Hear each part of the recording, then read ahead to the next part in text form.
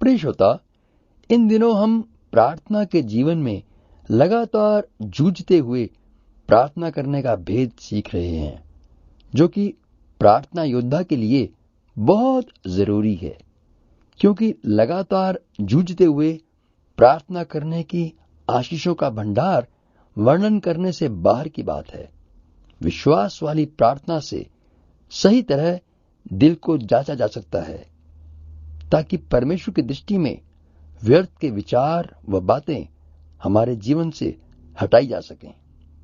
क्योंकि ऐसी प्रार्थना की हालत में ये बातें जो आशीष पाने में रुकावट होती हैं, उन्हें दिल और दिमाग के कोने कोने से निकालकर व्यर्थ बातों को छोड़ा और फेंका जा सकता है, यानी छुटकारा पा सकते हैं। और तब हम पिता के निकट आ पाते हैं, जो हमें प्रार्थना की शिक्षा देना चाहते हैं। पिता के निकट हम यीशु के लहू से ढके व आत्मा में होकर पूरी तरह समर्पित होकर बैठ सकते हैं।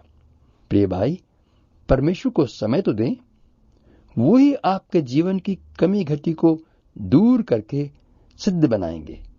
ध्यान में रखने की बात है कि चाहे आप अपने लिए प्रार्थना कर रहे हैं, चाहे दूसरों के लिए, आपका दृष्टिकोण एक ही होना चाहिए। तभी आप आशीषों के खजाने का आनंद पा सकेंगे। चाहे आप स्वर्ग की खेती में बीज बो रहे हैं, चाहे आप अपने जीवन में पृथ्वी पर रहते हुए किसी विषय में मेहनत कर रहे हैं, कुल मिलाकर इस बात पर निर्भर करता है कि प्रार्थना के लिए जीवन का समर्पण कैसे करते हैं।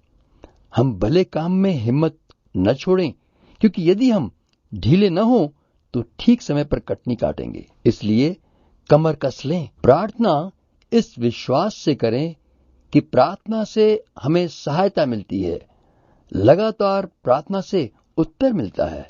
बस परमेश्वर को समय देना सीखें और उस रात का दृष्टांत याद रखें कि वह स्त्री रात को अधर्मी न्याय के दरवाजे पर थी और प्रभु यीशु ने कहा कि परमेश्वर जो धार्मिकता से न्याय करने वाला है अवश्य उत्तर देगा, बल्कि तुरंत न्याय करेगा। इसलिए परमेश्वर के मन के पक्के फैसले को याद रखें, जो अपने कहे वचन को पूरा करना चाहता है। जैसे कि परमेश्वर के वचन में लिखा है, दूसरा इतिहास उसका 16वां अध्याय और 9वां वचन, देख यहोवा की दृष्टि सारी पृथ्वी पर इसलिए फिरती रहती है कि जिनका मन उसकी ओर निष्कपट रहता है, उनकी सहायता में वह अपनी सामर्थ्य दिखाए। परमेश्वर चाहते हैं कि आप विश्वास के दिलेर सिपाही बने और उसके लिए लगातार प्रार्थना करने की पाठशाला में पढ़ना जरूरी है। लगातार इंतजार में धन्यवाद करते हुए प्रार्थना में बैठने के लिए ऐसा विश्वास जरूरी है।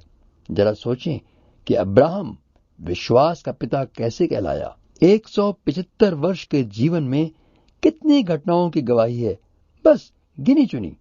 यहां तक कि कुछ गलतियां भी की। वे मूर्ति पूजा करने वाले परिवार से थे और पढ़ने के लिए बाइबल तक न थी। पर यह न भूलें कि परमेश्वर का सिद्धांत तब भी यही था। परमेश्वर की आवाज कानों में पड़ने से ही अब्राहम के जीवन में विश्वास पैदा हुआ। परमेश्वर की आज्ञा का पालन उसने परम धर्म समझा कि परमेश्वर का मित्र कहलाया। पूरा समर्पित जीवन था, इसलिए दिल खोलकर प्रार्थना करता रहा। क्या होता यदि 25 वर्ष के बजाय वायदे के अगले साल में ही इसहाक पैदा हुआ होता? 25 वर्षों में पहले 11 वर्षों के बाद उसका विश्वास टूट गया तो इश्माइल पैदा हुआ। लेकिन फिर से और 14 साल तक प्रार्थना व स्तुति करते हुए चलना पड़ा। परमेश्वर ने कहा, मेरी उपस्थिति में चल और सिद्ध होता जा। तब परमेश्वर से विश्वास की दिलेरी कैसे पाई कि 100 वर्ष की आयु में पैदा हुए इकलौते बेटे को बलिदान करने के लिए बिना हिचकिचाहट के चलता गया। परमेश्वर के साथ साथ चलने के कारण ही वो कह सका बेटे इसहाक को कि बलि का इंतजाम यहोवा परमेश्वर करेगा। तो ये है हमारे विषय का सारांश कि अब्राहम ने 75 वर्ष की आयु में पाए हुए वायदे का उत्तर 99 वर्ष की आयु में पाया तो वह परमेश्वर का मित्र और विश्वास का पिता कहलाया। आज के युग में डबल डॉक्टरेट या डबल पीएचडी कहेंगे। यही इनाम आपके लिए है। परमेश्वर की संगति में, प्रार्थना में लगातार लगे रहें, विश्वास करके कि परमेश्वर स्वयं अपना कहा हुआ वचन मेरे जीवन में पूरा करना चाहते हैं। प्रार्थना के लिए वचन का मूल सिद्धांत याद रखें कि परमेश्वर का वचन अटल है, हालात और समाज के मुताबिक सदियों तक एक सा रहने वाला है।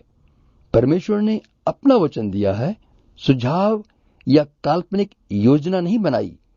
इसलिए परमेश्वर से बातचीत करने के लिए और वचन मानने के लिए किसी की सलाह न लें।